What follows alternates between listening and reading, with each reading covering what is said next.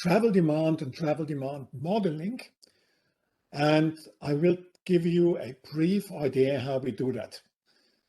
So Alex told you that if some of his statements on graph theory might be a little bit, well, not comprehensive and maybe simplified, the same applies to travel demand modeling. I want to provide you with information on travel demand modeling, which usually fills at least half a module if you take that course at university level. But you will manage to do it in 90 minutes, maximum 120 minutes.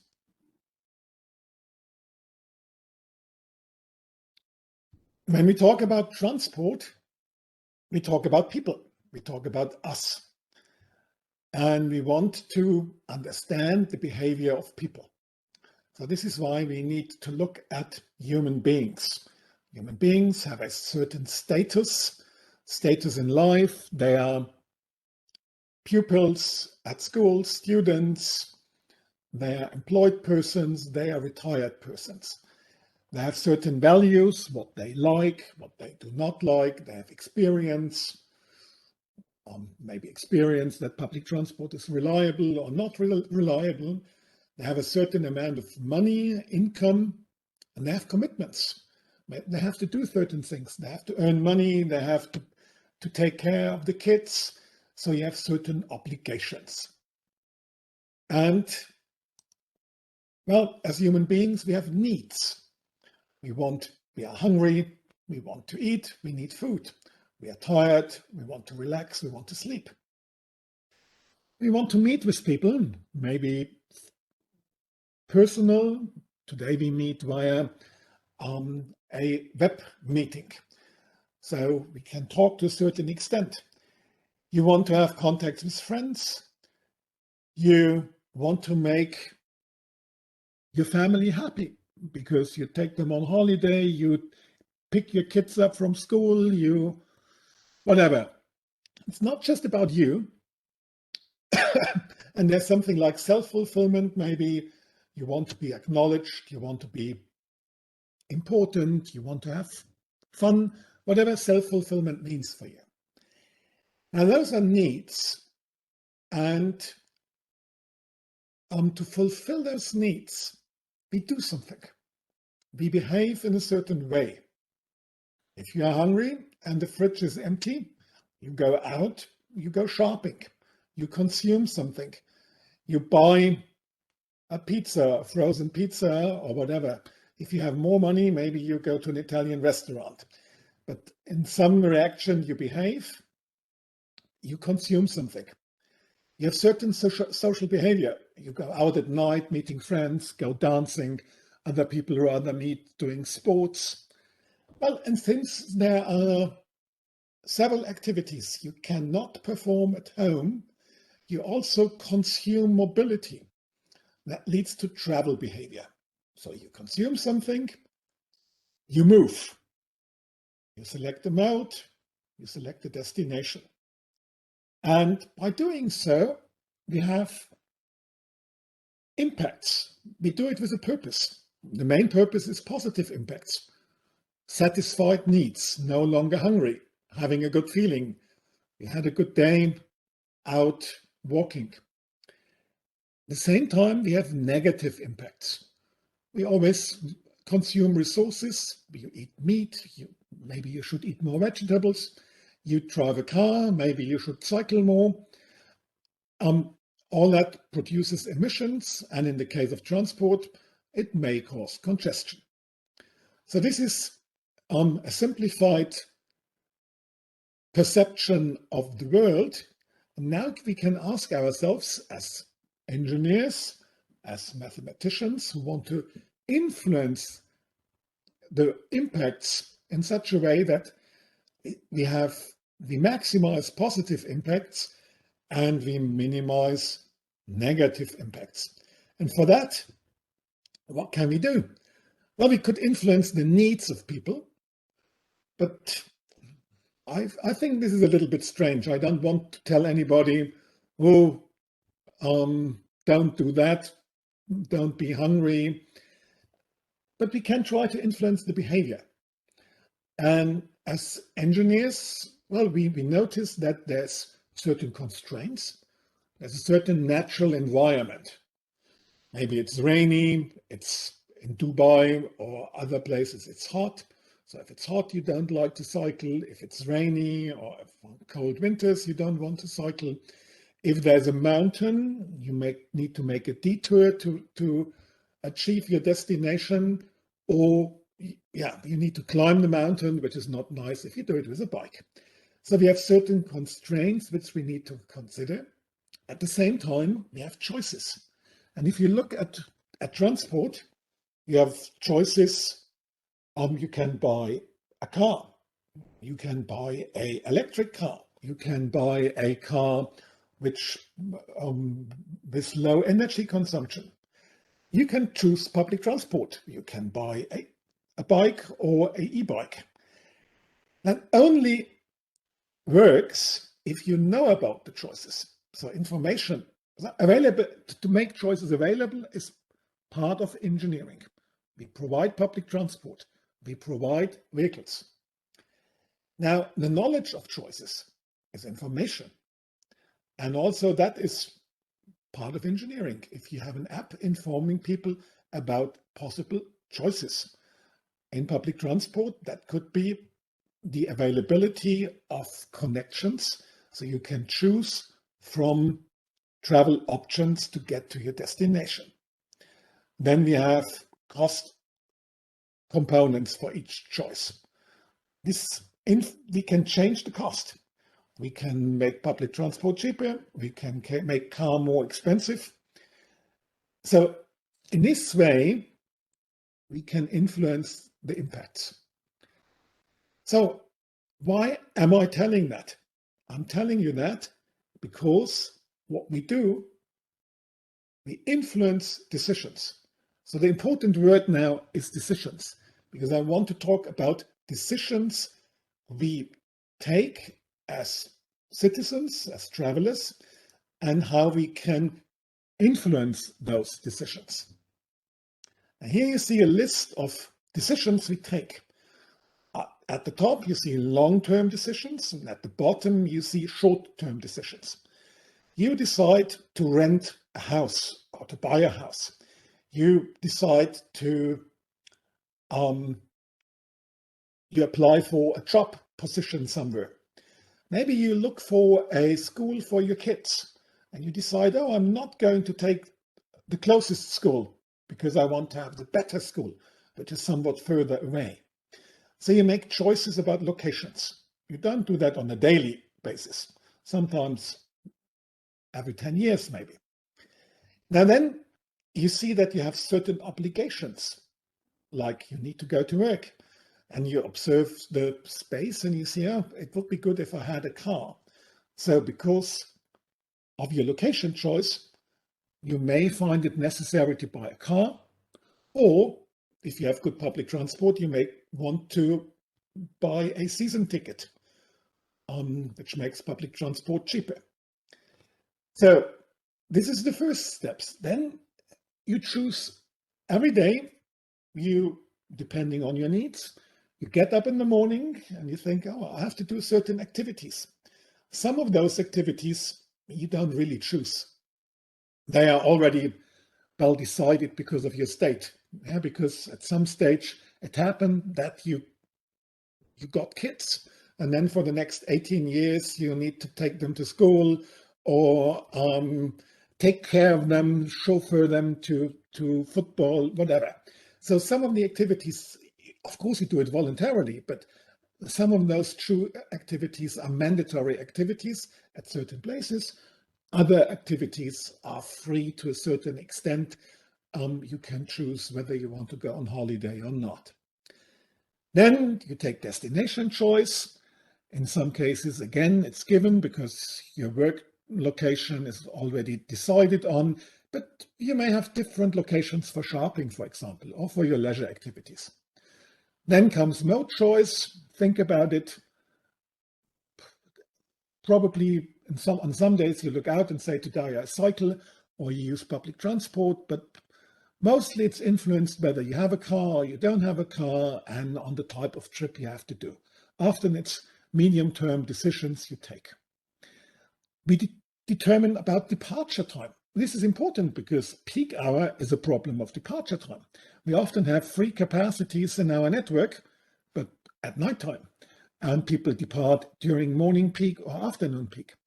Now, we cannot really influence choices because time choices are often linked to the activity, because you need to be at university at 8, you need to pick up the kids from kindergarten at maybe 4 o'clock in the afternoon. So there is little choice, but sometimes you have choice. And maybe it's just the last 15 minutes, whether you leave your house at 8 or 10 past 8, depending on the quality of service. If public transport is better at a certain time, you adapt to a certain level. Then we have route choice, especially in car transport. In public transport, we call it connection choice, because sometimes you choose not just the route, but also the departure time, because you select a certain service. And then if you travel by car, you can choose the speed, the choice of lane, do you overtake cars on the motorway, and the choice of vehicle headway. So that influences the capacity on motorways. So, but what I want to tell you, it's all decisions up here. And we model that. And over the time, we developed several models. And if we start right at the bottom, we have models which we call traffic flow models. Those models move vehicles in a microscopic way, as you see it on the right-hand side, or in macroscopic form with equations, like you see it here. So this represents flow. We have similar models for public transport. You may see something by Peter Fortisch. You see public transport here. So here we can also look at what happens to a streetcar approaching a traffic signal. Does it catch up delays? Things like that. So everything which is linked to the movement of cars, speed, delays. That is traffic flow models. Then we have travel demand models. This is what I want to talk about in this lecture. Travel demand models also come in the form of macroscopic or microscopic models. Here on the right side, you see a microscopic model. Each point replicates one traveler, and the color indicates the mode the person is using. And you see in the morning they travel into the city center, and in the evening they move out again into the suburbs. Yeah, now night starts and a new day. And if we do it in a macroscopic way, or if you sum it up the movements, we get volumes in the network. This is what you see here, macroscopic models which look at entire person groups. So those models, they model activity choice, destination choice, mode choice, departure time choice, and route choice. And then we have models which we may call ownership models. Those models are, well, they are not new, but they are more important nowadays because we think of on-demand services, car sharing. What will change if we have automated cars? Will people still buy a car, or will they rather order a car by just clicking their hands or using their app? So we are trying to model decisions of people, whether they should buy a car or whether they should buy a season ticket. And there are models trying to simulate decisions concerning location choice. Those models are pretty tricky, especially in developed countries where the choice of locations is whether you build a new residential area or whether a company changes its location. This is difficult to model because it's rather discrete decisions taken by a company or by a certain city whether they allow to build at certain places. But in the end, if we make forecasts, we make assumption about where will people live in 10 or 20 years from now. So this is the framework, and today I want to look at travel demand models. If you look at the structure of a travel demand model, we have mobility behavior. This is data we need. We get this information by performing surveys. And the survey, I ask you, for example, what did you do yesterday? Tell me, how many trips did you do? What destinations did you choose? From that we get information on how long you are willing to travel to certain activities, working, shopping, leisure. And we want to understand we want to know which mode did you use and what was the trip purpose. So this is what we record, and that gives us some information about the behavior of the people. Then we have land use data. This is what I just showed you with the Stuttgart model. Inhabitants, workplaces, shopping opportunities. And we have the transport supply. This is what we showed you in the last session. Road network, public transport network.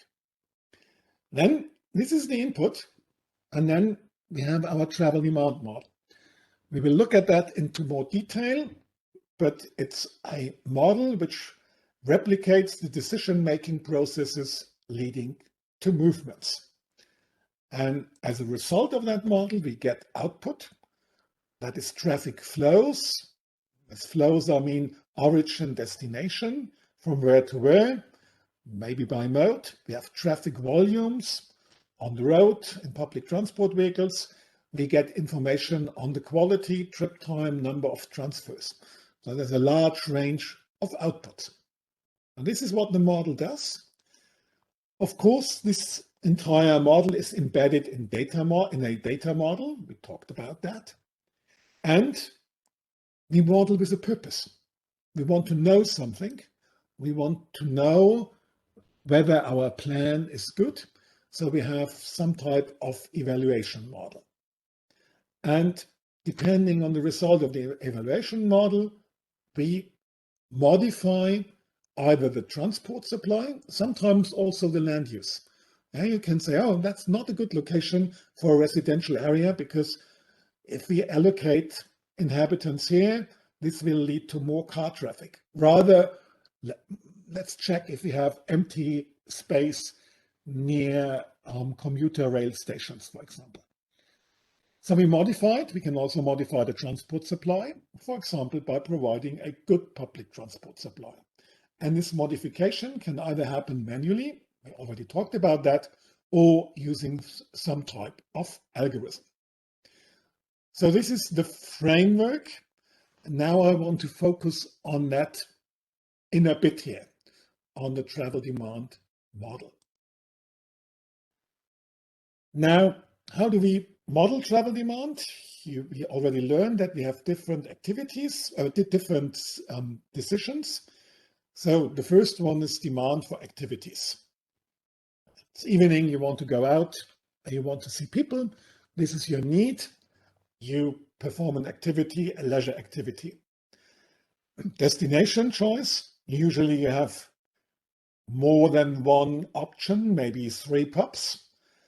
And well, it's not always the nearest pub which might be the best, because maybe your friends meet at pub number 2. Maybe the beer is better there, whatever reason. You're not always taking the nearest option. So you choose. The same with mode choice, walking, cycling, car, public transport. And then route choice and in public transport, connection choice. I leave out for the time being the departure time choice. We can discuss that later, but I just want to show it or explain to you those 4 steps, how we do it. And before we do that, well, here it's the more formal presentation. We call the activity choice models trip generation models. They produce demand. D stands for demand, Z stands for a traffic zone, P stands for produced. The produced trips at a zone and the attracted trips at a zone. This is the first step. The second step is the destination choice. We call it trip distribution. The result of that step is the number of trips originating in a zone O and arriving at a destination D. Then we add mode choice to it. After mode choice, we're looking at the alternatives. We get the number of trips by each mode M. And finally, we have assignment models. Assignment models replicate route choice. We assign the travel demand onto the network, and that gives us the demand on routes. The number of people traveling between OD using mode M using route R. So you could add T for departure time. This is a typical setting in transport planning, and because it's often just modeled in that way, people call it the 4-stage or the 4-step algorithm. This is what it looks like in a more formal way. We have activity choice, destination choice, mode choice, route choice. So here we have, it's a vector. We have two vectors, produced and attracted trips. Then you have a first matrix, a matrix describing the total demand. And then we have the same on the level of modes. And if we run such a model, we typically start right at the bottom. Imagine you come to a new place and you make yourself acquainted with the place. What do? You open up a timetable app or Google or something like that, and you search for possible ways to reach destinations.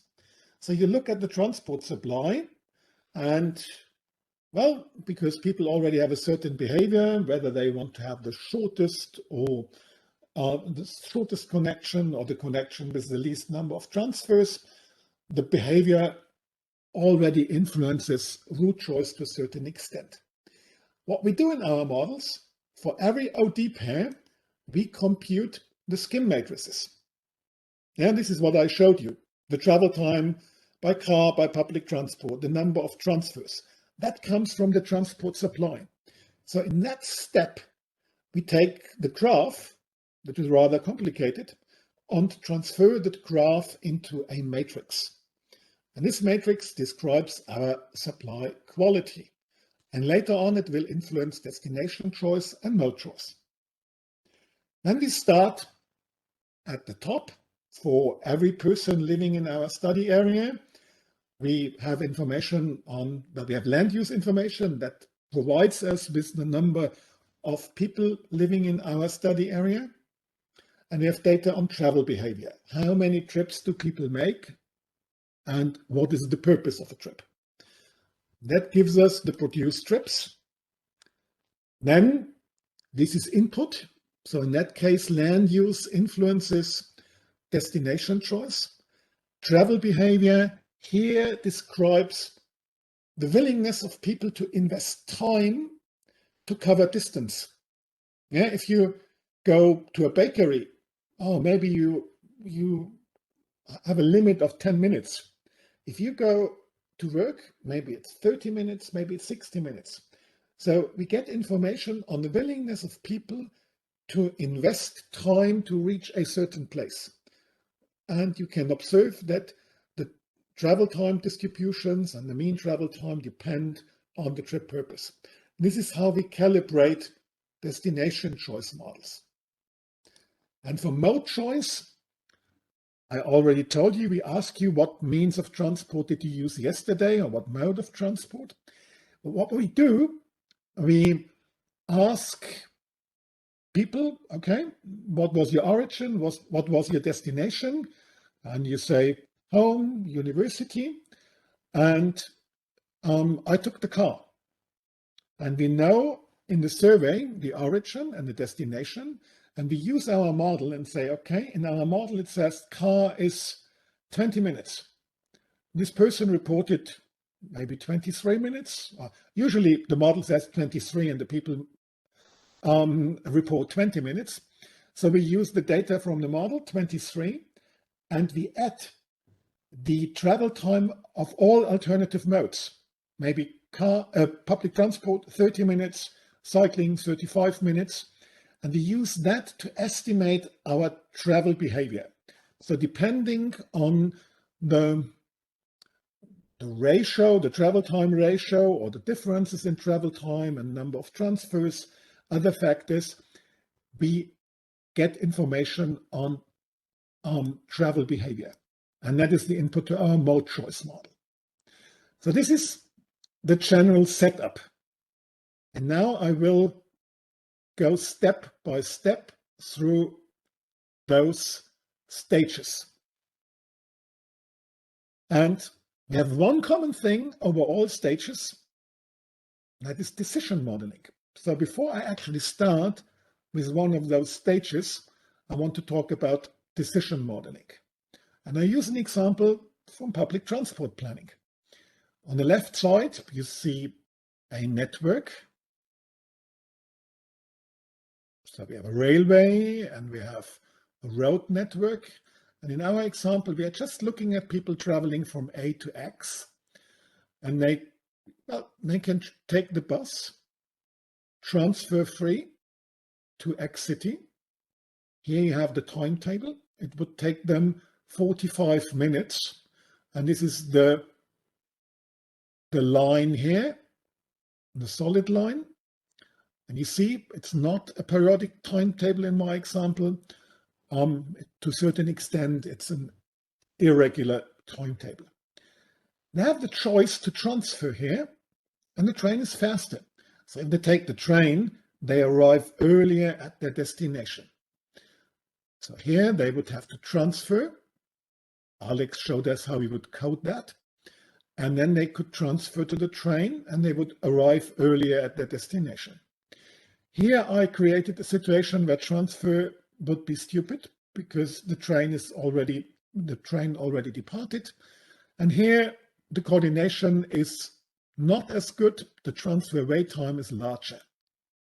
Yeah, so if you do that in routing, what we will do on Thursday, we can generate connections. And a passenger information system would then produce this set of choices. And we can describe each set of choices by attributes.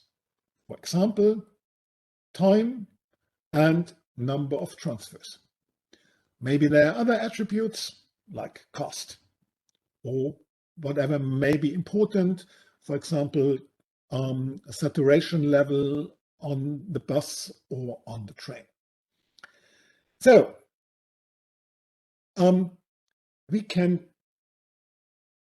with routing algorithms, we can generate the connections. But what we want to know is, how do people decide?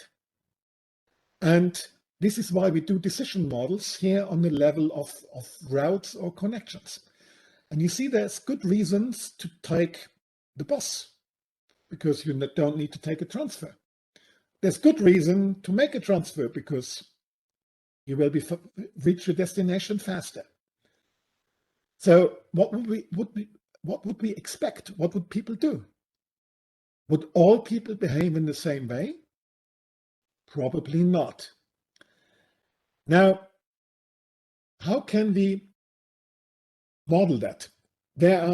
Decision modeling is a big field. I'm just taking a brief look into it, and I just want to distinguish two approaches. In reality, there might be more. One approach is everybody chooses the best alternative. And best means the same for everybody. But that requires a definition what is best. Yeah, here you see examples coming from a passenger information system in Germany, from Stuttgart to Berlin. And you see 2 transfers, 0 transfer, 1 transfer. 0 transfer, longer travel time, 1 transfer, shorter travel time. Different prices. Similar, but also different, to a certain extent, different departure time. So we will observe that we probably find people on all alternatives. But if we want to model that somehow, with our model, the best choice model, we need to find a rule. It could be the shortest path, which is this one. It could be the cheapest path. In this case, we are actually lucky because it happens to be the same. But it could be an alternative route. It could be the route with minimum transfers. So best is not always easy. And then you have the shortest path. Approach number 2 is that we again believe that people choose the alternative which is best, but in their own evaluation. And people evaluate certain characteristics in a different way. Imagine something which we call utility. You want to choose an option if it has a high utility, has a high benefit for you. So you maximize your own utility. And imagine we can measure utility, which is hard, but we could say, okay, we have 2 options here, option 1 and option 2, and this could be public transport, option 2 could be the car. And because the car is faster, well, it has a higher utility. So car has the utility of 5 and public transport the utility of 4, however we compute that. And then if we took our first model, everybody would use car because it's faster. But we know, and our little survey this morning showed that some of you, maybe they don't have a car, but some of you use public transport despite the fact that it's slower. So maybe there are other factors influencing your choice. And well, this is the expected value, the mean value, but we could have a distribution. And this distribution describes either the taste of people, so to what extent they like a certain service, or because they evaluate travel time in a train in a different way than in a car, because it's maybe more relaxing. It's also about, to a certain extent, uncertainty. Maybe you can't forecast the travel time of car exactly. So we could have a situation where one person looks at both alternatives and says, oh, I evaluate that with a utility of 4.3, and this one with 5.3. This person would choose alternative 2, the car. Or maybe a different person with different attitudes, this person may evaluate things in a different way. Oh, car driving is hectic or stressful or, well, not reliable. So this person evaluates the utility in a lower way. Likewise, it favors public transport for whatever reason. And this person would then choose public transport. So such models are called random utility models because they assume that, well, this density function replicates randomness to a certain extent. Now, if we want to quantify this utility, we can do it in the following way. We have the total utility of an alternative. We have always a set of alternatives, J. We have certain person groups. We talked about that. Maybe it depends on the trip purpose, on whether you have a car. There might be several reasons that you fall in a certain demand group. And then we have deterministic utility. This is something we can measure, or at least estimate. Travel time by car, travel time by public transport, cost for car, cost for public transport.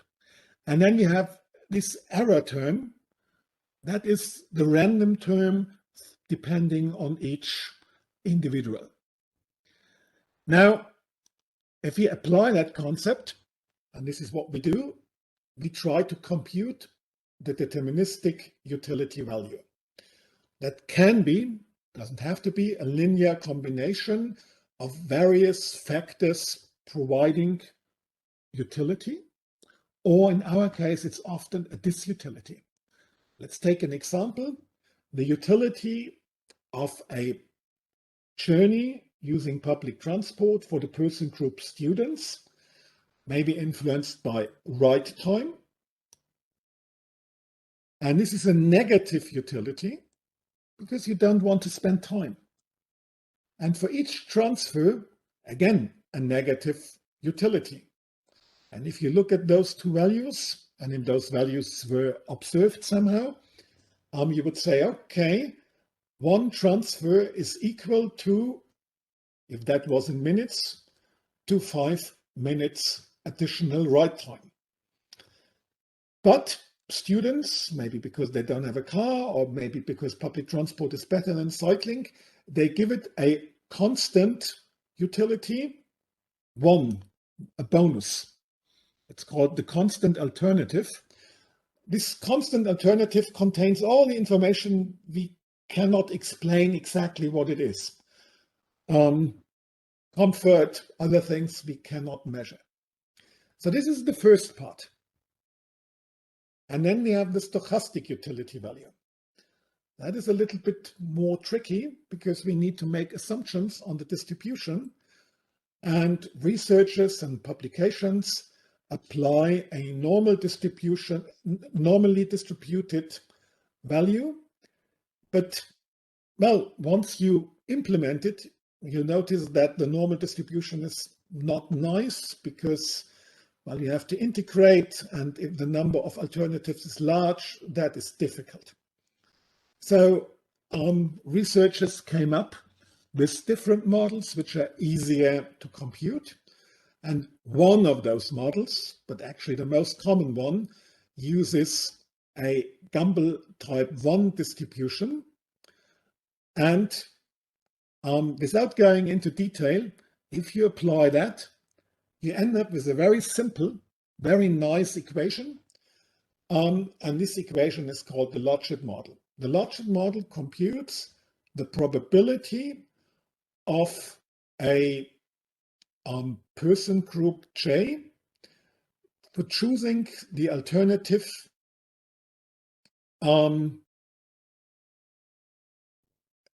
J, oh God, my English, J, well, G and J. And it evaluates the objective, the deterministic utility with an evaluation function, which happens to be the exponential function because of the Gumbel distribution, and sets it in relation to all other choices. And in that way, it gives you a share. So we look at it in two examples. This is what you get. Imagine we have a binary case with two alternatives, I and J, and this is alternative I has the utility of 0, and if J also has the utility of 0, we end up with 50-50, and depending on which alternative is better, if alternative J has a higher utility, then the share of this alternative will go up to 100. If it has a lower utility compared to J, it would be a negative utility. So this is how the equation looks like. And with those parameters, the parameters we have seen here, those parameters, you calibrate the model in such a way that it fits into this range of suitable utilities. Let's do an example. Why do you put J out the summation of, well, okay. This J is not the same as this J. You could probably call that J slash or something like that. So this is the way I do it. Maybe you're right, but this is not a nice way of doing it. The probability of this alternative, this J is the same. And here I sum up over all alternatives. So this is maybe J slash.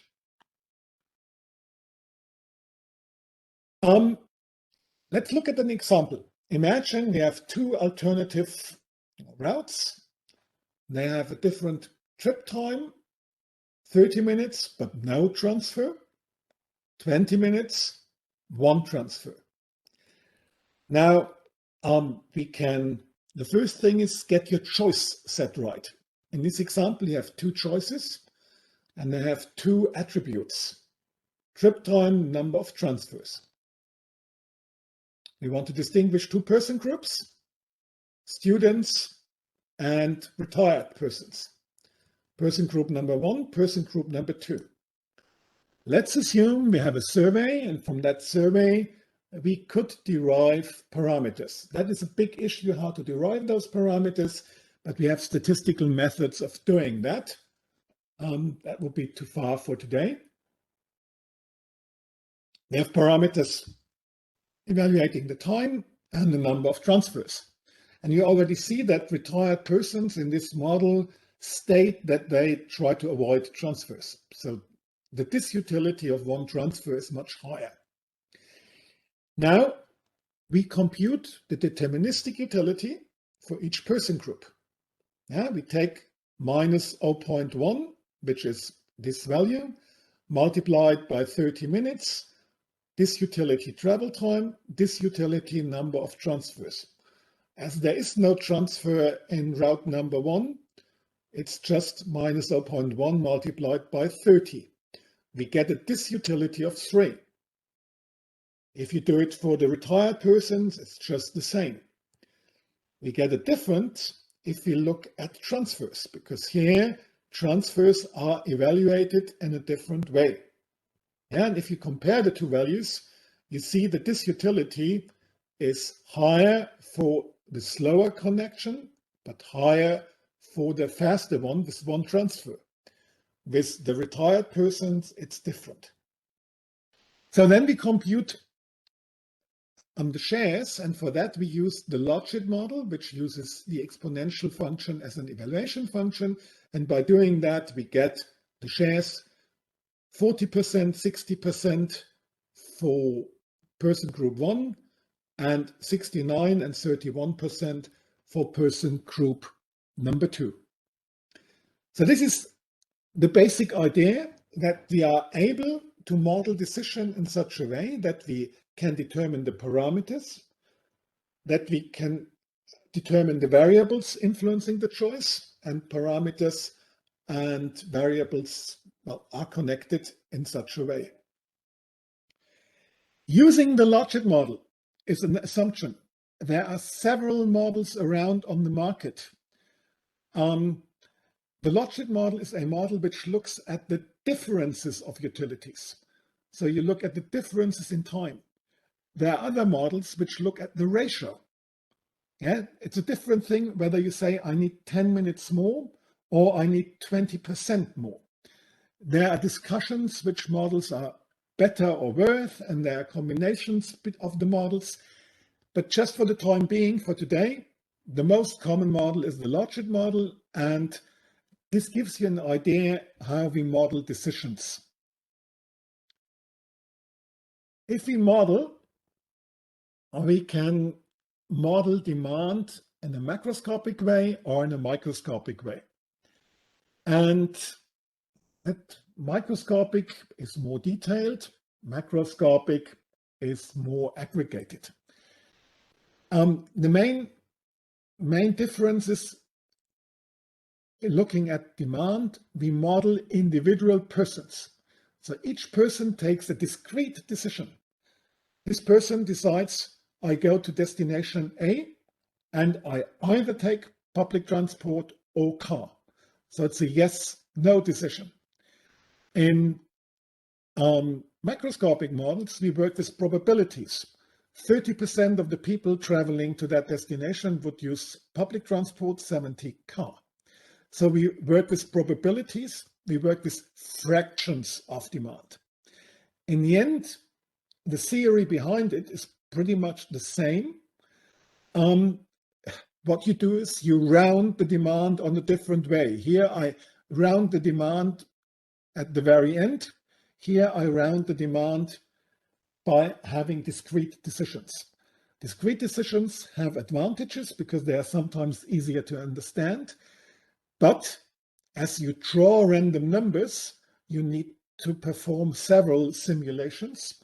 Here you work with probabilities. You don't need to do that. At the moment in transport planning, it's common practice to have macroscopic demand models, but microscopic flow models. But we also have microscopic demand models and macroscopic flow models. It again, as in many cases, depends on the purpose.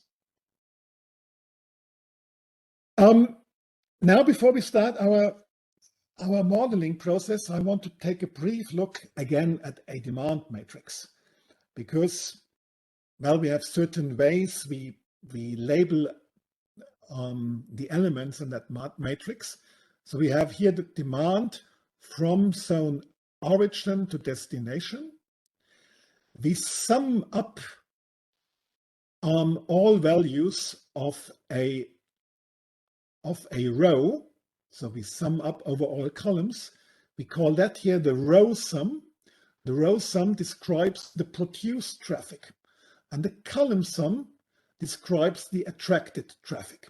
So if you take the perspective of a traffic zone, if you sum it up, this is the outgoing traffic leaving the zone, and this is the incoming traffic. And in the end, of course, the sum of the outgoing traffic must be equal to the sum of the ingoing traffic, which is the sum over all matrix elements. And we already talked about that. We have a matrix mode of transport. So it could be private or public transport. It could be by time interval, time of day, peak hour, entire day, person groups, or trip purpose. I will come back to the questions on multi-class versions. In the end, it's always multi-class versions. I will show you examples later on where we can look at it, how we actually implement it. In the end, what we do, it's all multi-class in terms of, well, a class is, for example, a trip purpose, or the combination of person group and trip purpose. And later on, after mode choice, a class is private or public transport. So this is how a trip table or demand matrix may look like. We have already seen that. Now I want to start with the first step, activity choice or trip generation. For trip generation, we distinguish trip production and trip attraction. Imagine a trip to university. How do we generate the demand of trips leaving a home location going to university? What do we need? We need values on the level of the zone. zone set. This is something else. This is the index for the zone, and set stands for a structural value. So this could be the number of students living in a traffic zone set. So maybe you have 100 students living there and they go to university. From surveys, we know that students don't go to university every day. Maybe they go, if there's no COVID restrictions, 3 times a week on average.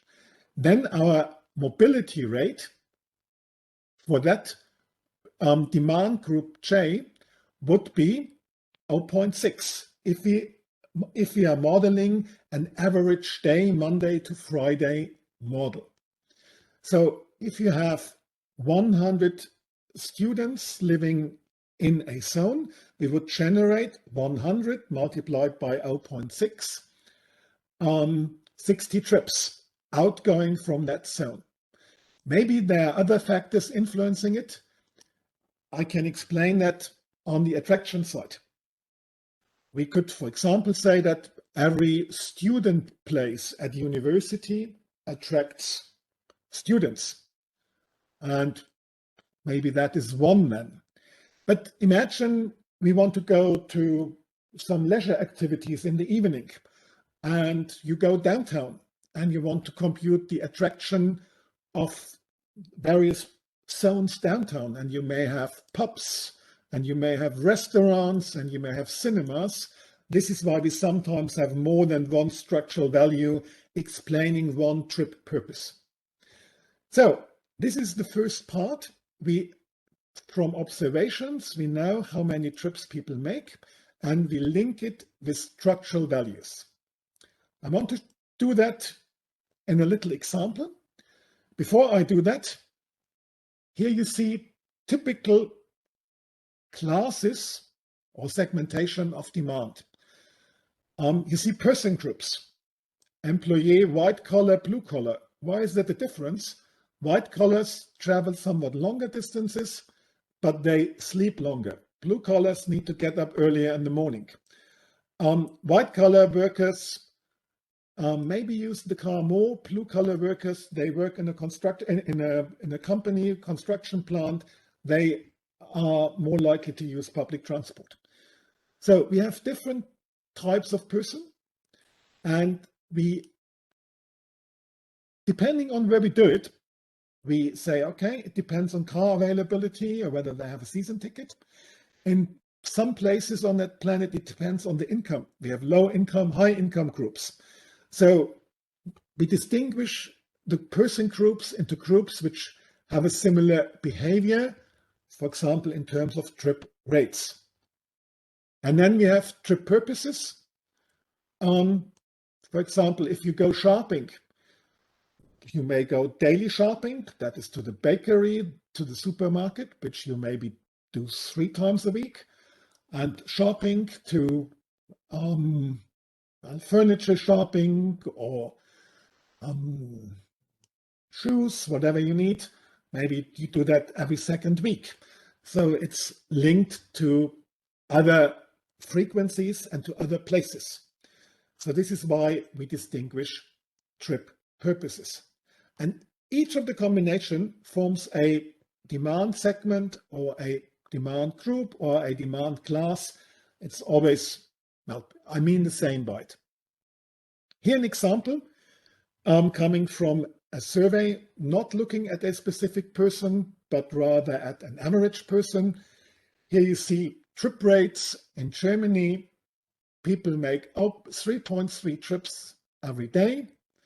And an average person, which does not exist, but if you take the average of students, grown-ups, and so on, 0.33 trips from home to work, a lower value for back home because, well, sometimes after work, you go shopping. You go from work to other activities, but with a lower probability from other activities to work. So first work, then shopping. Very few people first shopping, then work. Just some idea how those values look like. We get them from surveys. So let's take a look at an example. A little example with 3 zones, and I'm just looking at one class, employees, and I'm looking at one trip purpose, home to work. And we assume that the people are not always going to work, only with a probability of 0.7, because they have holidays, they are sick, maybe they don't work 5 days a week. On average, the observed value may be 0.7. And then we have workplaces. We have the desks in the company, the workplaces, and we don't know anything about them. So we just assume an attraction rate and say every workplace attracts with the same probability. Here you have my structural values, workplaces and employees in the 3 cells. And what you do in the first step is pretty simple. You just multiply the values to get your produced and your attracted values in each zone. Yeah, and then we know that zone number 1 is producing 400 trips. And zone number 3, which is obviously a bigger place, is attracting 6,400 trips. We look at those values and we look at the produced and the attracted values. We sum it up and we notice, oops, the values don't fit. We have less attracted values and we have less produced values and more attracted values. That happens because, well, what do workplaces have to do with working people? We will never get the numbers right. So in this case, it's a common practice in travel demand modeling to say the production side, or maybe it's not always the production side, but the home side. The home side wins because we have very good data on inhabitants and we have surveys where we surveyed the inhabitants. So we believe the values, the produced values coming from the residential side, the home side.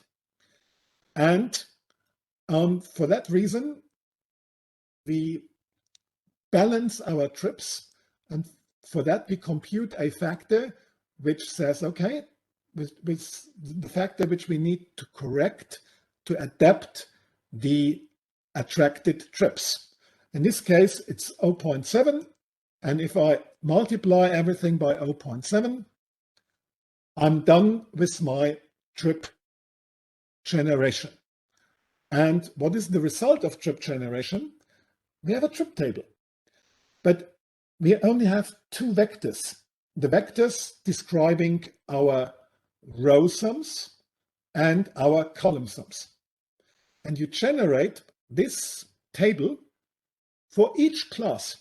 You have, in big models, you may have 300 to 500 different classes because we have person groups and we have trip purposes. So I'm just showing you one here. So next step, destination choice. Destination choice, we again apply this concept of utility or disutility, which is the same as an impedance. Imagine you have an origin and you have 2 places you can choose from.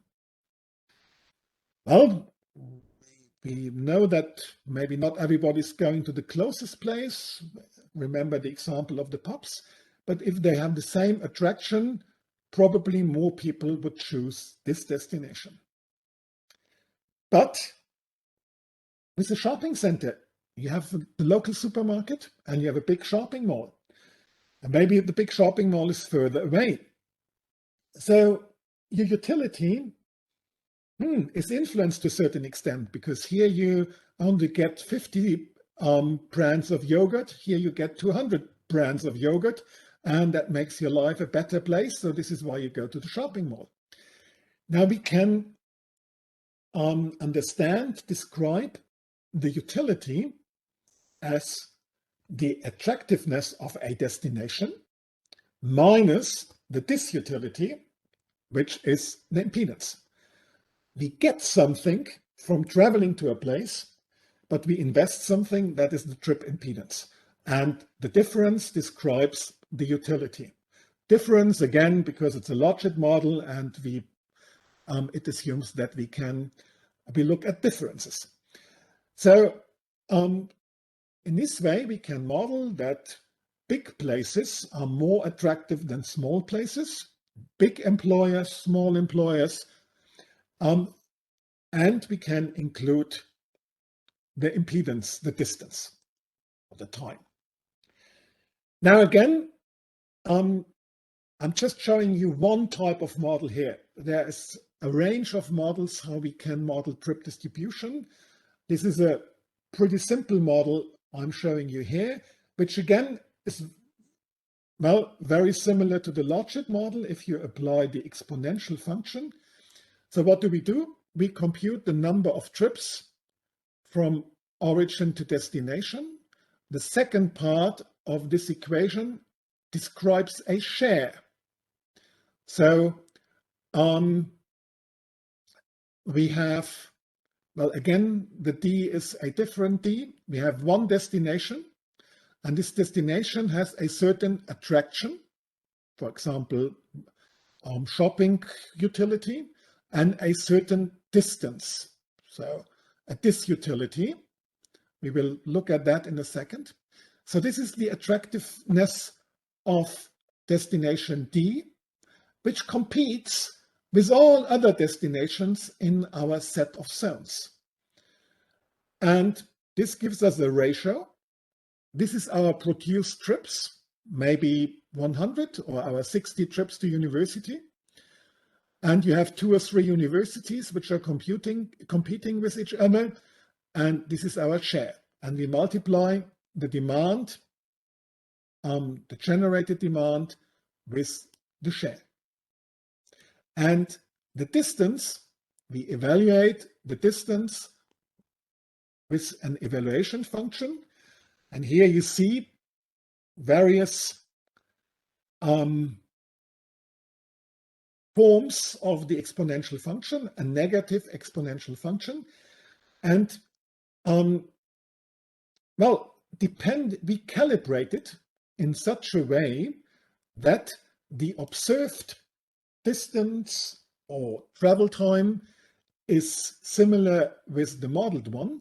And for that, you can, well, in the calibration process, we determine this beta parameter. And if you put a very high disutility on the beta parameter, you get this form. This is probably, maybe that one, is what you do if you go to the bakery or if you need cigarettes and you go out to the closest cigarette shop. This is what you would probably do for work. This is what you probably would do for your weekend travel. This is what you probably would do if you go out in the evening or to a shopping center. So we calibrate the beta parameters in such a way that our model produces good average distances. You already see a shortcoming of the Logit model here, or the exponential function. We also have functions which look a little bit more like bell-shaped curves. Yeah, so advanced models use different evaluation functions, but again, a very common one is the Logit model because it just has one parameter, making it easy to calibrate. So this is our evaluation function. And now I want to apply it. I want to show you how we do it. We have our trip generation, and now we add additional information. We add, in my case, just simple only travel time. So we have our trip table. We have from trip generation those column and row sums, and we have our equation. And now we describe the impedance between the places, and for that we use the time. I assume that some people work in their home zone. So we also need to make some assumption on travel time within a village, a traffic zone. So I show you how we compute that. We just apply this equation now. I usually do it in that way that I first look at the denominator. So this value is this one, 500, 4,500. Yeah, I'm looking here at those four values. I'm looking at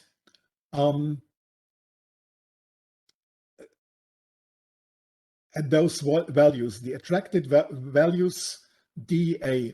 So this one here, that goes into the denominator. Then I have my exponential function, and I already have calibrated, and this describes my my travel time. The travel time is 5, 15, 25, 5, 15, 25, because I'm traveling from origin 1 to destination 2, 1, 2, 3. So from 1 to 1 to 2 to 3. So this is what I have down here. And then the denominator is finished. And if I want to compute the people traveling to the first traffic zone, I put this value in the numerator. This is the denominator. And then I can compute 81 trips. And you see, if I do it likewise, the denominator remains the same. Here I forgot the 400. The denominator is the same. And the only thing that changes is this value up here. Yeah, because it's the different shares. Okay, here it is. So this is the way I do it for all my 9 matrix elements. I showed you how to compute it for the first row. Now, this is our result. If you look at the result and do some check, you will notice that 81 plus 74 plus 245 gives our produced values, but it doesn't work if you sum up, if you look at the row sums. Well, no wonder our equation didn't care of those row sums. So we call such a model a singly constrained model. We also have doubly constrained models. So here I have the values, and with a doubly constrained model, which requires an iteration, we fulfill both constraints, the constraints of the row sums and the constraints on the column sums. We apply both models in transport planning. Imagine you want to model shopping, then the target is just a potential. The supermarket. You have 2 or 3 supermarkets. The supermarkets may be identical, but still the number of customers are not identical, because the supermarket, one has a better location than the other. So there's a certain, we can explain that the supermarkets don't attract the same amount of traffic. If you go to workspaces, it's not like you can say, oh, I'd rather go to the closest company. You have selected your your workspace. And we can argue that every workspace is taken by an employed person. And for that case, we apply doubly constrained models.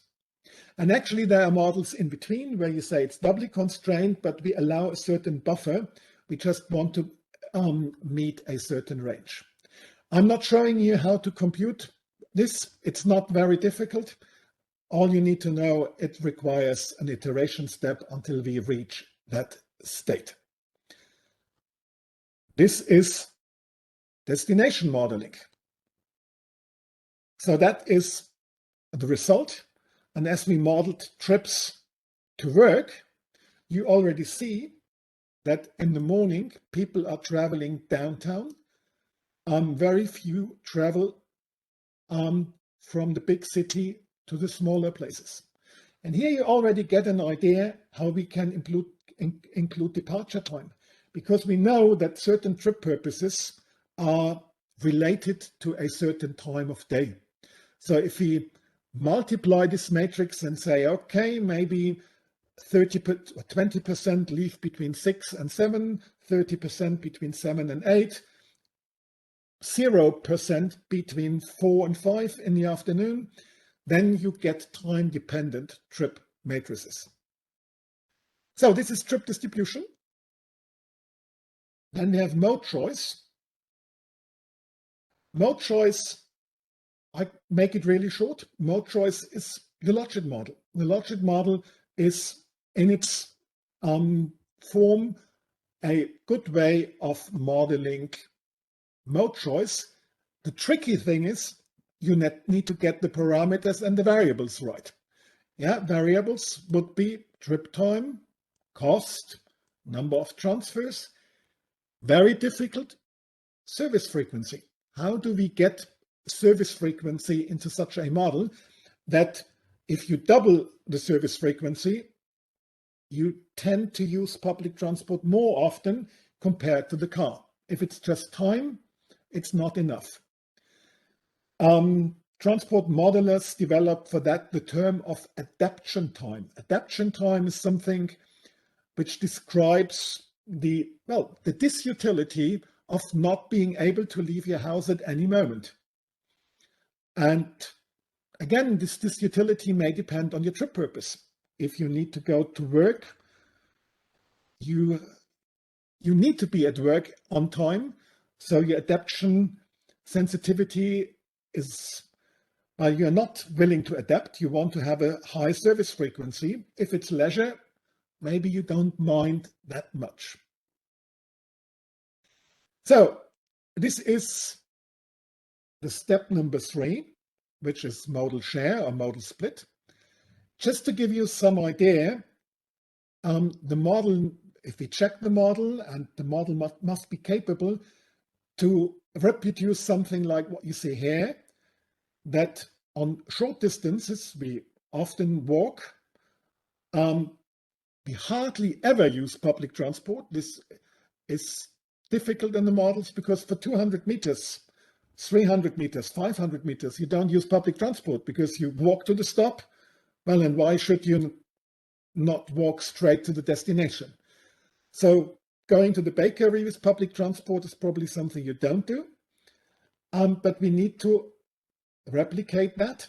And yeah, the longer you travel, at some stage, we will stop walking. And because we had this question about the range, the disutility, well, then you get a disutility for walking of -100. And if the car only has a disutility of -3, that leads to a situation in our scaling that nobody will use, or only a very, very, very tiny small proportion will walk 20 kilometers or something like that. So this is the mode share step. And finally, we have the route choice step. Now, normally, if I do lectures, I explain people how to do route choice and assignment for car transport. Today, I decided, and looking at the time, and I decided we skip that because we are interested in public transport. And so, well, I'm focusing on public transport. And here you see what we actually want. Assignment models for public transport are models where we have a given demand. In that case, little example again from A to X, 90 people want to travel. How do they distribute on our graphical timetable? And you see, it's not just a route choice problem where we say either bus only a bus and train. But we have, in this case, remember our example, 5 choices. So here you see the volumes of those 5 choices. This is a graphical timetable. Remember, this train has no connection here, so nobody is using it. So the idea is that we want a model which allows us to estimate the volumes of each service run. And the results are later on then used to evaluate the quality of the solution. And the results give us an information whether we need higher frequencies here or about the quality of our solution. So if we look at assignment models for public transport, we can distinguish 2 major types of models. One is called headway-based assignment or frequency-based assignment. This is a simplified form of assignment which uses as inputs the line routes and no timetable, just frequencies or headways. So this line runs every 15 minutes. In that case, we have no precise information on the transfer waiting times. We have estimates. We integrate over all possible timetable combinations, and in this way we get an estimated transfer waiting time. But it's never the exact one because we don't have a timetable. So this is a static model without an explicit time axis, because we just say this service runs 3 times an hour. And then we have timetable-based procedures. They are called schedule-based or timetable-based assignment. And they have, as we have seen it before, line routes and timetables. Now we can compute the actual transfer waiting time, assuming no delays, but we can compute them like in a passenger information system. So we can consider the coordination of the timetable, which is especially important if you look at long distance, not so frequent public transport services. And we have a dynamic model with a time axis. Again, I'm only showing you the schedule-based assignment, not the frequency-based assignment, to give you an idea how that works. We have several steps which we perform. Step number 1, connection search. We need to generate a choice set. If you do mode choice, we already know the choice set. It's car, public transport, cycling, walking. If you do it for public transport, we need to generate the choice set. This is the routing algorithm, and you will hear about that on Thursday, and there are several ways of doing it. Shortest path search, branch and bound search, other possibilities. Important for us is that this algorithm gives us a set of connections, and we need to get all the indicators which may influence the choice. So here you see such an example of our 5 choices computed with an assignment model. Then we determine the impedance. Imagine we have a time axis, and we here in this example we have 4 connections. And imagine we have a person group that wants to leave between 7 and 8. How would that person group perceive that supply? Now, again, we try to generate the attributes. So we have time attributes, which are independent of that person group. We have the number of transfers. We have the temporal utility. So this person has a desired departure time between 7 and 8. And, this service is 10 minutes too early. That service is 20 minutes too late. So we compute the temporal distance between the end of our desired time interval and the actual departure time. Then we may have a fare, and then again we need our parameters. How do we evaluate time? How do we evaluate temporal utility? What is the penalty for one transfer? Those values again need to come from estimates. Then you combine it, 50 multiplied by 1, 10 minutes multiplied by 2, and the price impact. So together we get the impedance. And then we have an impedance, which is more or less the same as a disutility. And I will show it to you in the software in a second, but this is what you actually do in the software. You have various attributes, and you put a parameter on each of those attributes. It can be more complicated. We can look at access and egress time, waiting time, origin wait time. And here we have the fare. That together forms something we call the perceived journey time. So this is all in time units. We have perceived journey time, then we have the fare, and we have an evaluation of early and late departure. So that produces an impedance. And then finally, we select a choice model. And you see there's not only the Logit model around, there are other models around. Here we can again calibrate it in such a way that it fits into the range. Here you see other type of models and the resulting equation. We decide as modelers for one of those choices, and then we get the result. And maybe I show you that in a little example. Now this is exactly what we did here.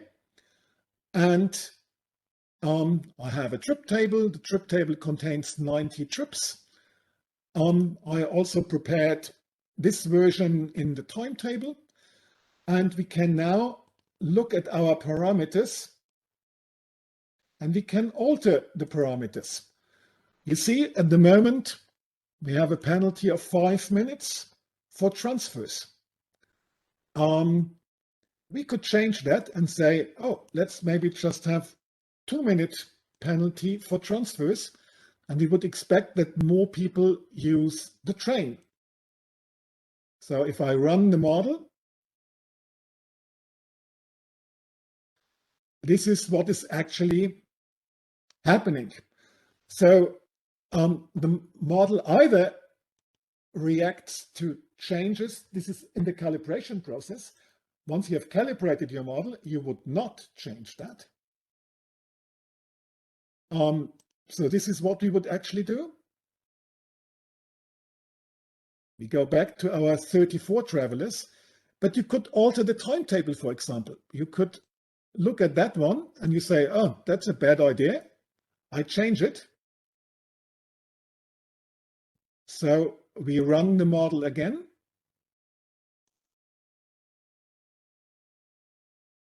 And now we suddenly see, oops, this is obviously an interesting time because I have not a constant demand over time. So it would really help to do that. And we get more people on our train. Because obviously most people actually want to travel in the peak hour between 6:30 and 7:30. This is what I said in my input demand. So this is a traffic assignment model. This traffic assignment model can also be used to compute skims. So I can say, I want to compute skims. And here I say journey time, maybe something else. Number of transfers. I need to find it.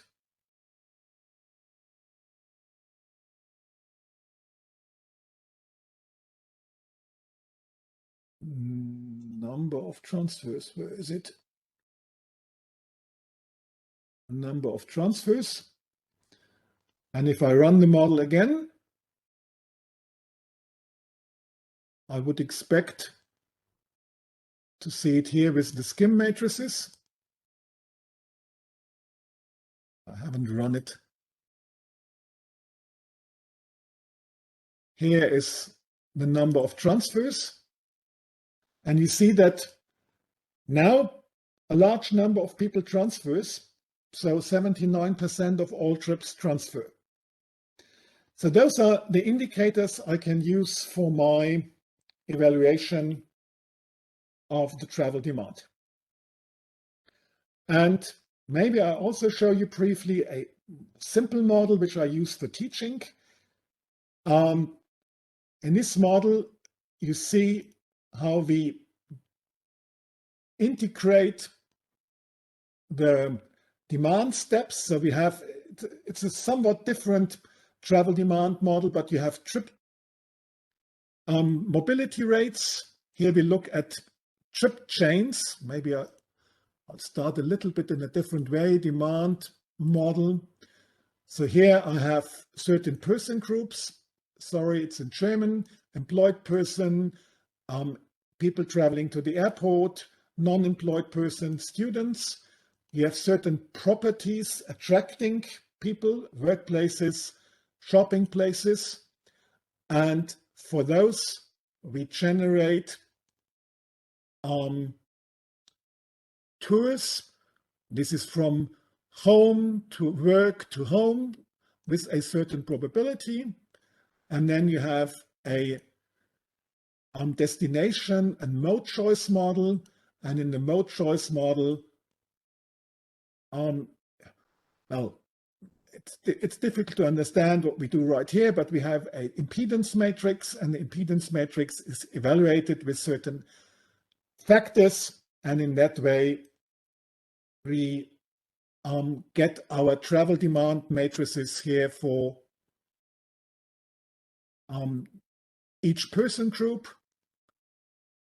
And then we sum it up for car driver, car passenger, public transport. And that would be, for example, our public transport trip table. So this is the implementation in a small model. And if you do it in a big model, like in the Stuttgart model, it's just the same thing, but with more person groups. And okay, obvious. What happened? Here we have it. So we have 23 person groups. We have 19 activities, the things I showed you before. And for those groups, we generate the demand. With that, I finished my quick run through a travel demand model with all the stages. And now I'm happy to answer questions or go into more detail.